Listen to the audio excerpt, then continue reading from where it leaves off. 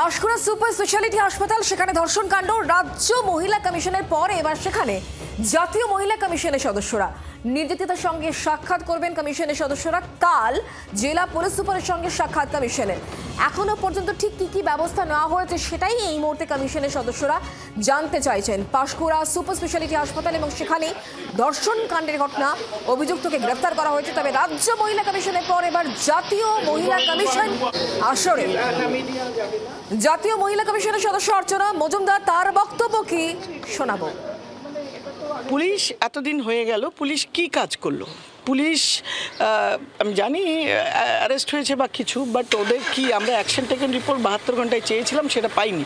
এইরকম ঘটনা প্রিভেনশনের জন্য পুলিশের তরফ থেকে কি ইনিশিয়েটিভ নেওয়া হচ্ছে, ওই জায়গাটা সঠিকভাবে ক্যামেরার কভারেজে ছিল কি না, বা ওইখানে সিকিউরিটি প্রপার কলেজ ইনস্টিটিউশনে যেটা হওয়া উচিত সেগুলো কোনো ল্যাপস আছে কি না, বা ওদের রিপোর্টিংয়ে কোনো গলদ আছে কি না, বা এর মধ্যে কোনো ইনফ্লুয়েন্সিয়াল হাত ঢুকে গেছে কি না, যার জন্য আপনার পুরো ইনভেস্টিগেশন প্রসেসটাকে ডিলে করা হচ্ছে। আমরা রিপোর্টটা পাচ্ছি না। আমাদের তো রিপোর্টটা পাওয়া খুব কথা, কনস্টিটিউশনের আইন বলে যে যা হয়েছে যেমন আছে তেমন রিপোর্ট পুলিশকে কমিশনকে দিতে হয়, সেই রিপোর্ট আমরা পাইনি। অয়ন শর্মা এই মুহূর্তে আমাদের সঙ্গে রয়েছেন, আমাদের প্রতিনিধি টেলিফোন লাইনে। অয়ন, আমরা জাতীয় মহিলা কমিশনের সদস্য অর্চনা মজুমদারের বক্তব্য শুনছিলাম। বেশ কিছু প্রশ্ন তিনি তুলছেন এবং সেই প্রশ্নের যথাযথ উত্তর জাতীয় মহিলা কমিশনের পাওয়া উচিত, এই বক্তব্যটা। তিনি কোথায় বা তারা কোথায় কোথায় আজকে যাবেন? তোমাকে বলে রাখি ইতিমধ্যে, তোমাকে বলি যে ঘড়ির কাটা ঠিক 11:50 পাঁশকুড়া সুপার স্পেশালিটি হাসপাতাল, এই হাসপাতালের একেবারে গ্রাউন্ড ফ্লোরে তিনি এসে পৌঁছান। এসে পৌঁছানোর পর এক অন্য ছবি দেখা যায় পাঁশকুড়া সুপার স্পেশালিটি হাসপাতালে। কি ছবি? এখানে এসে দিকে জাতীয় মহিলা কমিশনের যিনি সদস্য ডক্টর অর্চনা মজুমদার, তিনি দেখেন হাসপাতালের যিনি সুপার অর্থাৎ ডক্টর কৌশিক ধল, তিনি উপস্থিত নেই, কিন্তু একেবারে মহিলা কমিশনের তরফ থেকে তিনি প্রতিনিধি উপস্থিত হয়ে গিয়েছেন।